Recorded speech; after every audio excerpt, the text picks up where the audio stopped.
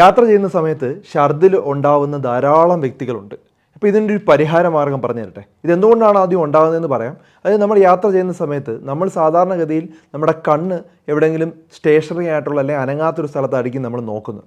പക്ഷെ നമ്മുടെ ചെവിക്കറിയാം അല്ലെങ്കിൽ നമ്മുടെ ബ്രെയിനറിയാം നമ്മുടെ വണ്ടി മൂവ് ചെയ്തുകൊണ്ടിരിക്കുന്നത്. ബ്രെയിനിന് ഒരു കൺഫ്യൂഷൻ ഉണ്ടാവും. ഇത് കാരണമാണ് ഛർദിലുണ്ടാകുന്നത്. അപ്പോൾ ഇതെങ്ങനെ അവോയ്ഡ് ചെയ്യാം?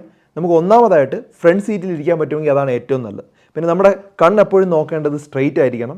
അതുപോലെ തന്നെ നമ്മൾ മൊബൈൽ നോക്കിക്കൊണ്ടിരിക്കരുത്, അല്ലെങ്കിൽ ബുക്ക് വായിക്കുകയോ അങ്ങനെയൊന്നും ചെയ്യരുത്. അങ്ങനെ ചെയ്തു കഴിഞ്ഞാൽ ഛർദ്ദിക്കാനുള്ള സാധ്യത കൂടുതലാണ്. ഇതൊക്കെ ശ്രമിച്ചതിന് ശേഷവും ഛർദ്ദിലുണ്ടെങ്കിൽ നമ്മൾ ഡോക്ടറോട് ചോദിച്ചതിന് ശേഷം പ്രോമെത്താസിൻ അല്ലെങ്കിൽ മെക്ലിസിൻ എന്നൊക്കെ പറഞ്ഞ് മരുന്നുകൾ യാത്രയ്ക്ക് അരമണിക്കൂർ മുമ്പ് കഴിച്ചു കഴിഞ്ഞാൽ ഇത് പൂർണ്ണമായിട്ട് അവോയ്ഡ് ചെയ്യാൻ പറ്റും. സ്കോപ്പലമിൻ പോലുള്ള മരുന്നുകളുണ്ട്. അത് ഡോക്ടറോട് ചോദിച്ചതിന് ശേഷം ഒരു സ്റ്റിക്കറാണ്, ചെവിയുടെ പുറകുവശത്ത് ഒട്ടിക്കുന്ന ഒരു സ്റ്റിക്കറാണ്. അത് ഒട്ടിച്ചു കഴിഞ്ഞാലും നമുക്ക് ഛർദ്ദിൽ തടയാനായിട്ട് പറ്റും. ഡോക്ടറോട് ചോദിച്ചതിന് ശേഷം ഇത്തരത്തിലുള്ള ആൻറ്റി മോഷൻ സിക്നസ്സിനുള്ള മരുന്നുകൾ